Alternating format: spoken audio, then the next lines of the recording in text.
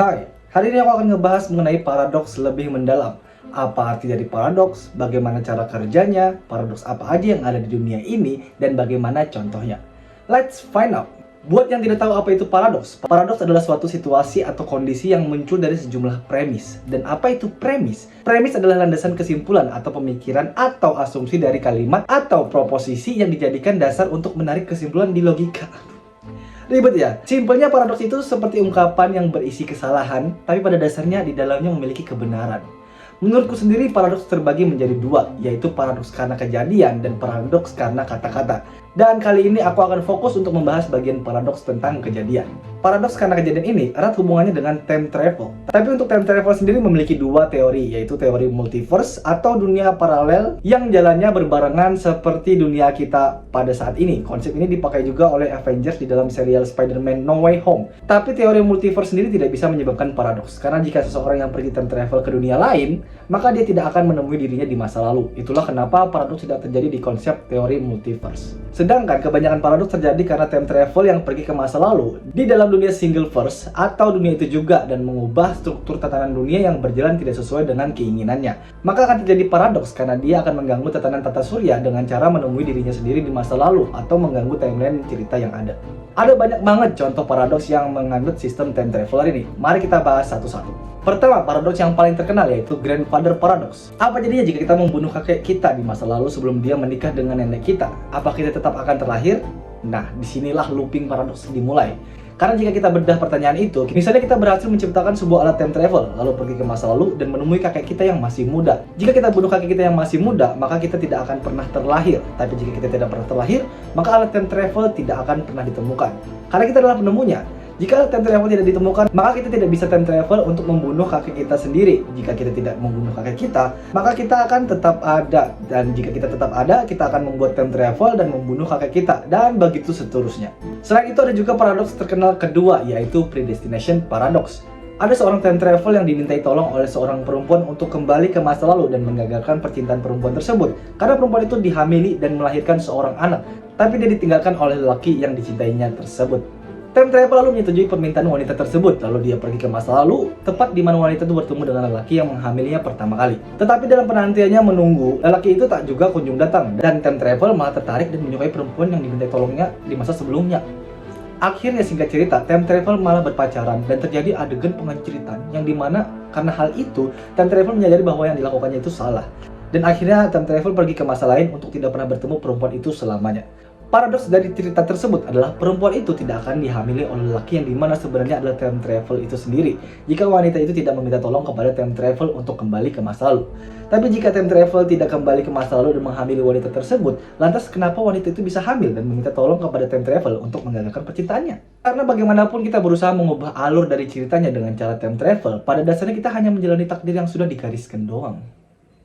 Ketiga, butterfly effect paradox. Butterfly effect paradox ini merupakan salah satu efek paradoks yang diciptakan dari perjalanan waktu.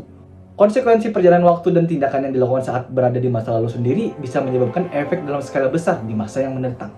Misalnya kamu di masa depan pada tahun 2098 menjadi salah satu orang yang membuat kiamat dunia terjadi. Ceritanya di masa lalu saat kamu ingin pergi ke kafe, kamu tidak sengaja menjatuhkan dompetmu yang sangat berharga. Lalu ada seorang lelaki yang memberitahukanmu tentang dompetmu yang terjatuh. Karena kamu merasa sangat berterima kasih, akhirnya kamu membawa lelaki itu pergi ke tempat kafe tujuanmu. Atas kejadian itu, akhirnya kamu menjadi sahabat yang akrab dan bertahan hingga lama. Tapi ternyata di tahun 2098, kamu dan sahabatmu menjadi seorang teroris yang memiliki ambisi kuat untuk menguasai dunia nih. Tapi karena sahabatmu meninggal, karena ada suatu kejadian, akhirnya kamu putus asa dan menyalakan bom berkekuatan penghancur dunia yang membuat kiamat terjadi. Dari cerita singkat itu kita bisa kembali ke masa lalu dan merubah alur yang sangat kecil. Dan mungkin dunia tidak hancur pada tahun 2098. Jika di masa lalu kamu meletakkan dompetmu di dalam tas dengan benar, maka dompetmu tidak akan terjatuh. Karena tidak terjatuh, kamu tidak kenal dengan lelaki yang akan menjadi sahabatmu di masa depan. Akhirnya kamu pergi ke kafe sendirian, dan karena kamu sendirian, kamu tidak menemukan sahabat di situ. Lantas karena kalian tidak menjadi sahabat, apakah masih mungkin dunia akan hancur di tahun 2098? Keempat, bootstrap paradox. Bootstrap paradox adalah paradoks yang menyebabkan ketidakjelasan atau inkonsistensi suatu objek maupun sebagai efek dari perjalanan waktu. Aku punya banyak seri cerita dari paradoks bootstrap ini, tapi aku akan menceritakan 3 seri cerita favoritku. Aku akan menceritakan secara singkat. Yang pertama, ring paradox. 10 tahun yang lalu kamu mengenang hilangnya cincin kesayanganmu, tapi pada saat itu ada sebuah perusahaan yang dapat membuat orang kembali 10 tahun ke masa lalu dengan cara time traveler. Akhirnya kamu tertarik untuk kembali 10 tahun ke masa lalu dan mengambil cincinmu sendiri di masa itu dan kembali ke masa sekarang, di mana pada dasarnya kamulah yang membuat cincinmu menghilang karena diambil oleh dirimu dari masa depan. Yang kedua, penemu buku paradoks. Diceritakan kamu menyukai buku yang memberitahu bagaimana caranya pergi ke masa lalu. Karena kamu merasa sangat menyukai penulis buku ini, akhirnya kamu menemuinya secara langsung. Tapi karena penulis sudah meninggal berabad-abad lamanya, akhirnya kamu pergi ke masa lalu untuk menemui penulis dan bercerita tentang buku yang kamu tulis di masa depan, menginspirasi dan disukai banyak orang.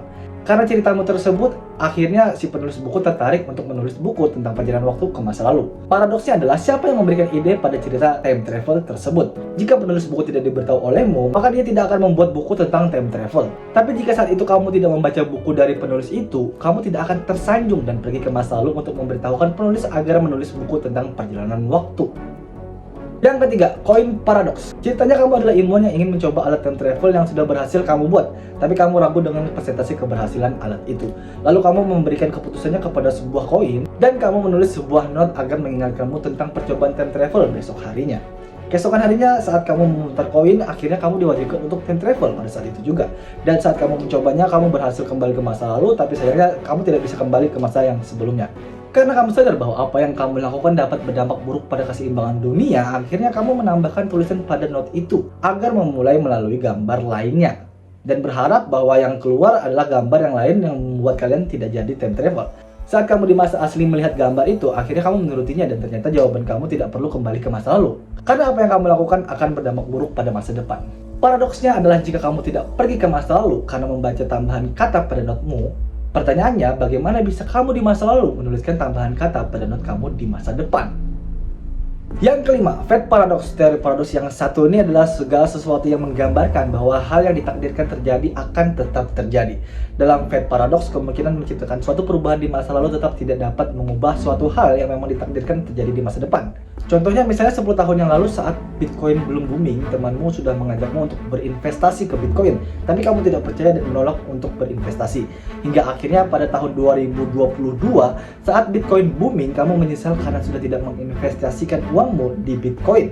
Akhirnya kamu kembali 10 tahun ke masa lalu dan menanamkan investasi sahammu pada Bitcoin. Dan saat kamu menunggu 10 tahun kemudian, ternyata di tahun 2022, saham Bitcoin itu turun, bahkan menjadi mata uang ilegal yang tidak bisa diperjualbelikan. Dan pada endingnya kamu tetap menjadi manusia biasa dan bukan jutawan karena takdirmu adalah menjadi manusia biasa.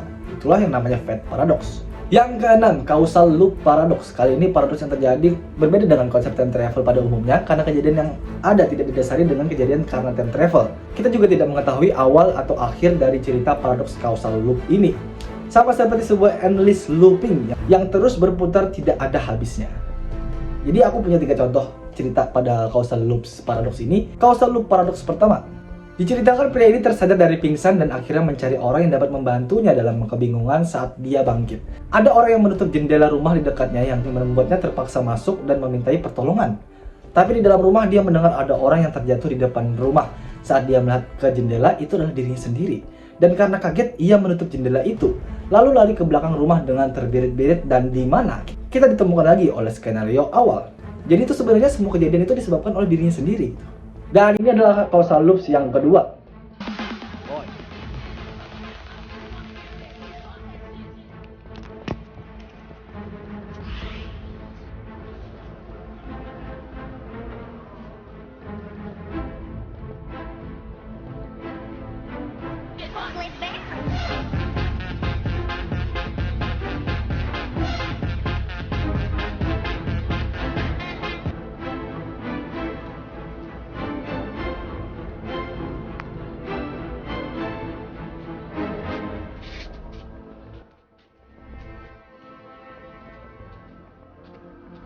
Oi.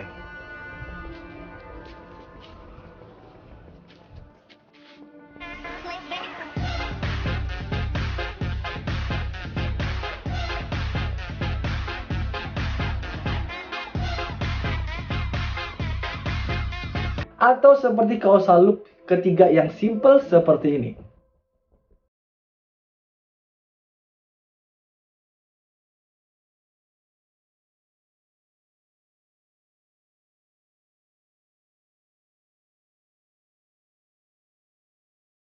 Sebenarnya ada banyak banget paradoks kejadian yang nggak sempat aku jelaskan saat ini.